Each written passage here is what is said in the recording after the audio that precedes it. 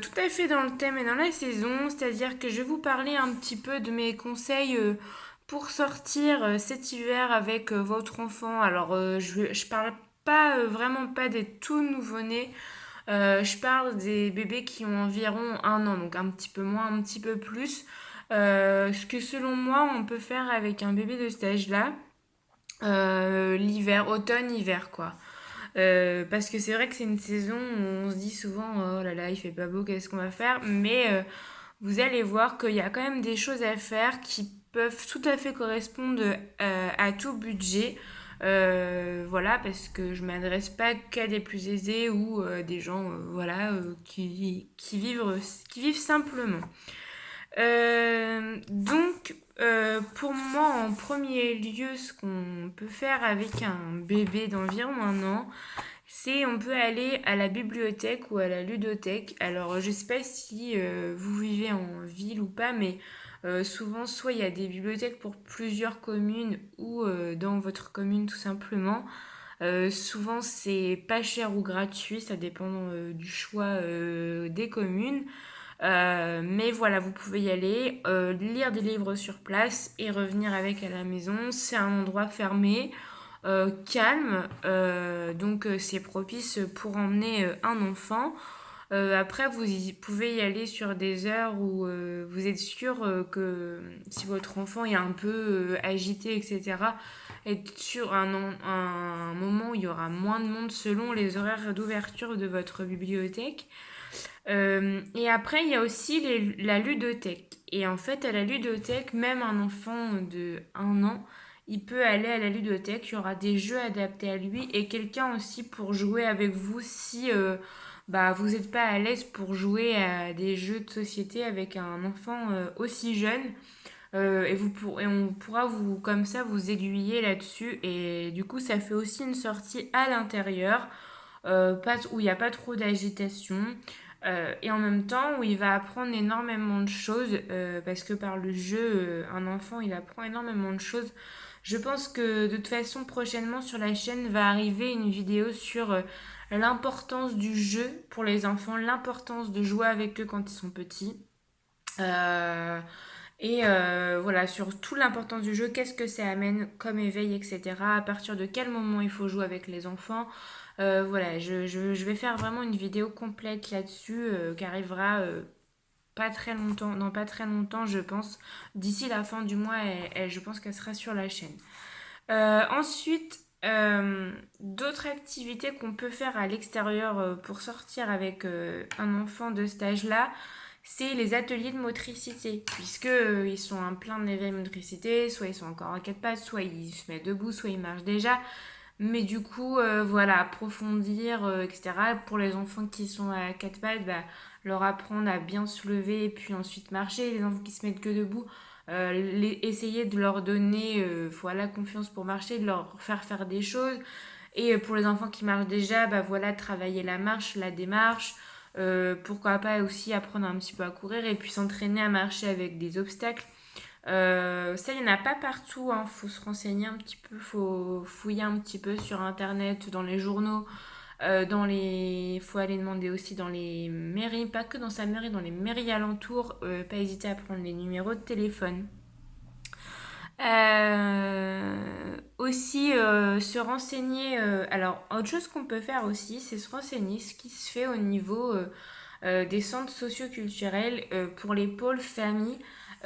Si vous avez envie de sortir avec votre enfant parce que vous avez des jours de repos dans la semaine et que vous n'avez pas envie de rester cloîtré chez vous, que vous trouvez ça déprimant, parce que bon, on aime bien notre chez nous, mais on aime bien aussi en sortir. Et ben il y a souvent des choses famille et adaptées aux tout petits, genre des sorties en forêt, etc. Donc, vous pouvez le faire seul, ça, mais vous pouvez aussi le faire avec d'autres gens, ce qui permet à votre enfant d'être encore en interaction avec des gens et de développer de fait sa sociabilité.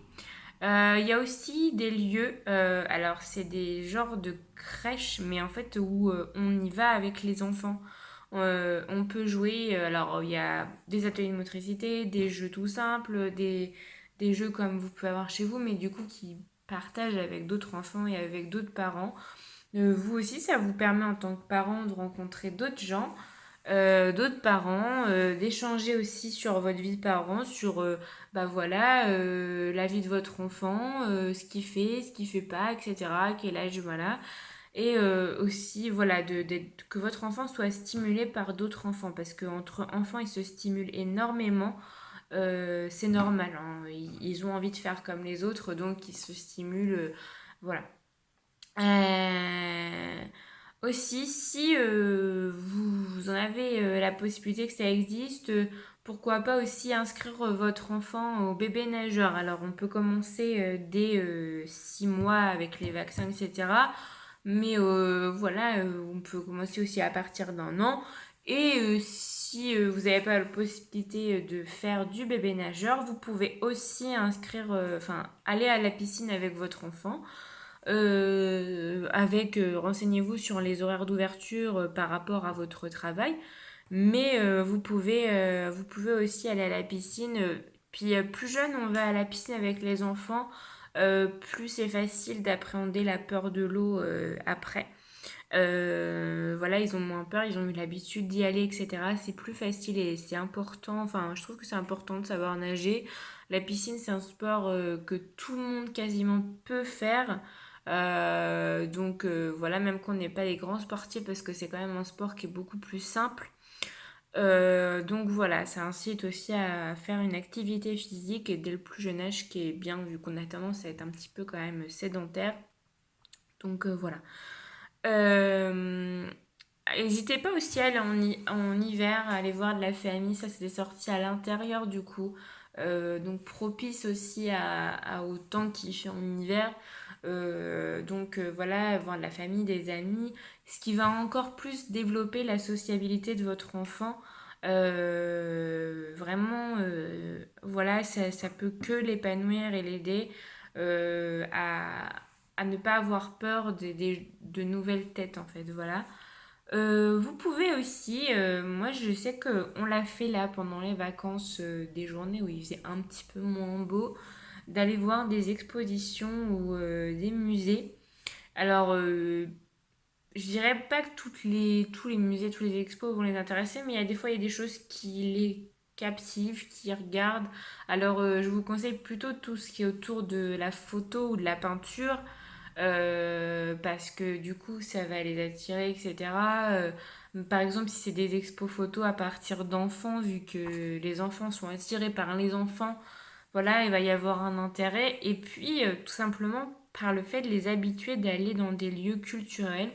Voilà, et c'est à l'intérieur. Il y a souvent des expos gratuites dans les musées. Alors, ça dépend. Il y a des fois, pendant les vacances, ça peut être gratuit dans des villes. Faut se renseigner. Après, bah, il y a des fois où ça, des musées qui coûtent pas très cher, d'autres bon, qui sont très excessifs. Mais voilà, faut se renseigner. Et puis, ça peut être la sortie de temps en temps qui est un petit peu chère qu'on fait de temps en temps et d'autres fois aller voir des expos gratuites, etc. Mais faut un peu chercher les infos, faire différents sites de tourisme pour les villes autour. Ce que vous pouvez aussi faire en hiver, bon, pas quand il pleut des cordes évidemment, mais vous savez, quand il fait un petit peu ce froid sec et qu'il y a besoin de tuer quelques microbes, et ben une balade en forêt ou à la campagne, ça peut être très bien, ou même dans votre ville. Mais je pars de la forêt ou de la campagne parce que la campagne, ça permet de changer d'air quand on est en ville, etc. De vraiment voilà, s'enlever un petit peu de la pollution ambiante de la ville. Voilà, des pots d'échappement, etc. etc. Donc voilà, de faire pas forcément loin, mais d'aller à une dizaine, 20 kilomètres de chez nous, un petit peu en retrait, pour voir autre chose, etc. Ça peut être bien aussi l'hiver de faire ce genre de choses. Voilà. Vous pouvez aussi, par exemple, des petites balades si vous habitez des villes près d'un fleuve, balades en bord de fleuve, Voilà. Mais c'est important de continuer à sortir avec les enfants, même l'hiver. Après, on n'a pas toujours envie de sortir l'hiver parce qu'il fait froid, etc. Mais je pense qu'il ne faut pas avoir peur. Et les enfants ont de l'énergie à revendre et donc ont besoin aussi de... Voilà, et bon, ils pourront se dépenser chez vous, mais clairement, un enfant qui s'agite dans une maison, ça devient vite sonore pour tout le monde. Donc du coup, des fois, de aérer un peu, ça leur fait du bien. Ils sont très contents qu'on soit sortis. Donc voilà. J'en ai terminé pour cette vidéo. Je vous remercie d'avoir regardé. N'hésitez pas à me dire si ce genre de vidéo peut vous plaire, parce que si elle vous plaît, donc du coup j'en referai une